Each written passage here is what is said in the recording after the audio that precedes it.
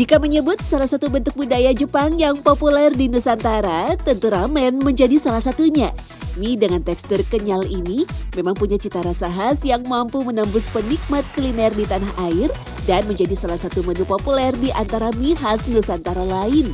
Disajikan dengan kaldu hangat yang gurih, racikan topping ramen yang berbeda dengan mie kebanyakan, membuat kedai ramen di berbagai tempat selalu ramai akan pembeli.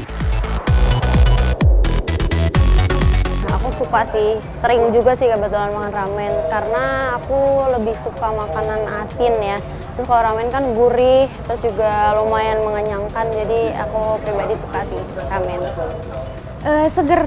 Seger banget ramen itu, dan aku suka yang berkuah juga kebetulan. Kalau even noodles aku pilih yang kuah, kalau ramen apalagi. Ramen sendiri adalah mie yang terbuat dari tepung terigu dan disajikan dalam kaldu yang cenderung kuat dan kental.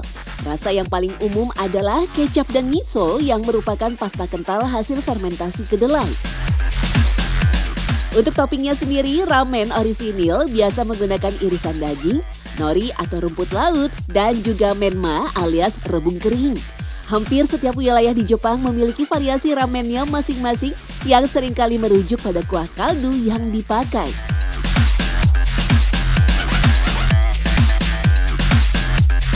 Betul, jadi ramen tuh nggak melulu seperti Cintan, Paitan, dan Tonkotsu gitu.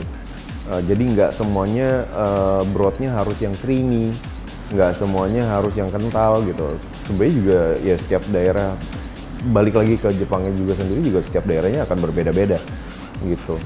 Seperti di Hokkaido mereka juga akan lebih terkenal dalam arti kayak shio ramen Hokkaido. Mereka mungkin lebih keluarinnya lebih simple, brothnya lebih light gitu. Tapi di sana mereka juga terkenal juga dengan misonya gitu. Ada beberapa jenis kaldu yang biasa digunakan untuk ramen. Ada tonkotsu yang diracik dari tulang dan lemak babi, biasanya terlihat dari kaldu kental berwarna putih. Di Indonesia yang mayoritas muslim, tak banyak restoran yang memakai kaldu jenis ini. Kemudian ada shio yang diracik dari kaldu ayam, ikan, sayuran, dan rumput laut. Penampakannya adalah kuning jernih. Lalu soyu, kaldu jernih hasil rebusan ayam, ikan, sayuran, atau sapi. Yang terakhir adalah miso, kaldu ayam atau ikan yang dicampur dengan bahan dasar miso atau bumbu olahan dari fermentasi kedelai. Ramen itu makannya harus dengan kuah. Nah, kuncinya semua itu adalah ramuan kuahnya itu yang menjadi favorit orang masing-masing itu. Bahannya macam-macam, dari halal sampai nggak halal. Asalnya itu nggak halal. Sekarang ada halal. Jadi kalau sekarang yang halal itu biasanya pengentalnya itu kaki ayam. Uniknya, tak banyak yang tahu ramen sendiri adalah bentuk lain dari mie gandum khas Cina. Asal-usul ramen dapat ditelusuri ke pecinan Yokohama yang dulu banyak diisi imigran Tiongkok yang berasal dari Guangzhou. Ramen bahkan dalam arti bahasa disebut-sebut menyadur kata dari bahasa Cina yang berarti mie ditarik. Kalau kita lihat terjemahannya ramen, bahasa Mandarin itu lamien. La itu tarik. Jadi mie yang sering-sering restoran yang ditarik itu, gak usah pakai mesin. Ya, jika ditilik lebih jauh, Jepang sebenarnya memiliki jenis mie tersendiri yang sangat berbeda dengan mie tarik khas Tionghoa. Adalah mie soba, mie tradisional Jepang yang sesuai namanya, terbuat dari tepung soba dan dicampur dengan sedikit tepung terigu. Alih-alih ditarik, mie soba dibuat dengan cara memipihkan adonan untuk kemudian dilipat dan dipotong seperti garis yang kemudian membentuk satu ikat mie. Soba sendiri terbuat dari tanaman berbiji yang seringkali disebut dengan gandum soba. Jejak soba sendiri telah ditemukan dalam situs yang berusia lebih dari 4.000 tahun yang lalu di Jepang, tepatnya pada periode Jomon atau era perubahan dari tradisi berburu menjadi pertanian. Lantas, apa yang membuat mie tarik ala Tionghoa diterima di Jepang? Merujuk pada catatan sejarah, dibukanya pelabuhan Jepang pada 1859 memberi akses masuknya pengaruh Cina dan negara barat. Restoran-restoran Cina pun mulai membanjiri Jepang. Di kawasan komunitas Tiongkok atau Chinatown penuh dengan suguhan mie. Seketika, makanan Cina pun menjadi populer di antara masyarakat Jepang. Meski saat itu harganya cukup mahal. Adalah Nankin Soba. Sajian mie Cina ini disebut-sebut menjadi cikal bakal ramen. Kala itu Nankin Soba dijual seharga 0,15 yen, setara dengan 2.000 hingga 3.000 yen di era ini. Jika dirupiahkan, nilai itu mencapai 200.000 lebih.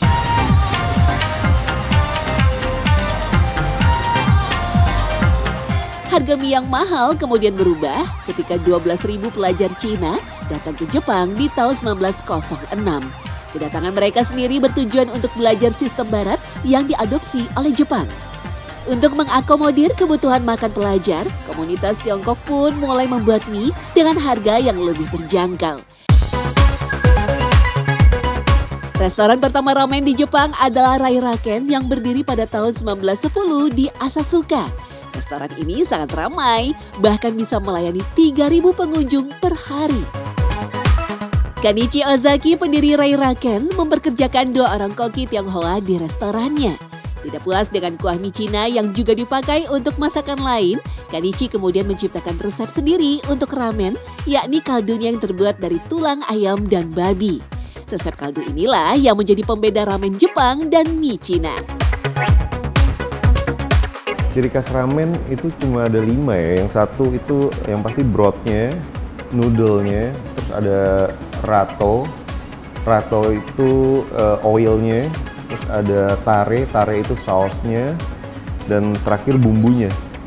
Udah 5 unsur itu di dalam satu bowl udah bisa disebut ramen seharusnya.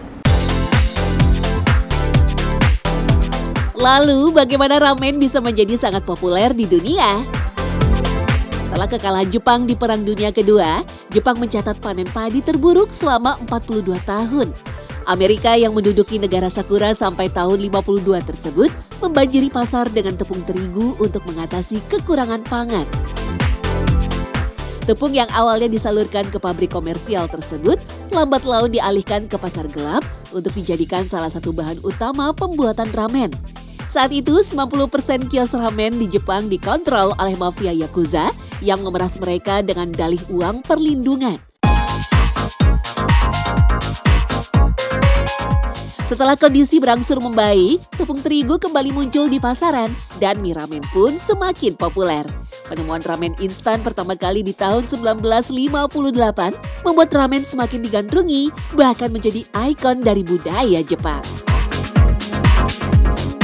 Ramen itu makanan jalanan juga. Ada ramen di Jepang kan banyak tuh makannya berdiri, yang paling murah. Jadi berdiri, benar-benar berdiri. Menjadi salah satu street food atau makanan jalan paling populer, William Wongso menyebut ada cara paling pas dalam menikmati ramen. Mie yang tenggelam dalam kuah kaldu gurih akan terasa sangat nikmat jika masuk ke mulut dengan cara diseruput.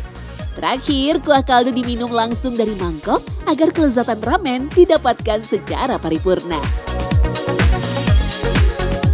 Ya orang Jepang kan gitu, mau cepet, mau murah cepet, dia cepet makan diseruput-seruput. Kan harus makan mie-nya kan disedot gitu, nggak disendokin kan, pakai sumpit disedot, nanti kuahnya dicucuk, sampai cepet makan mungkin bayar berapa ratus, mungkin sekarang satu porsi yang gitu 700 yen aja mungkin hampir 100.000, itu udah paling murah.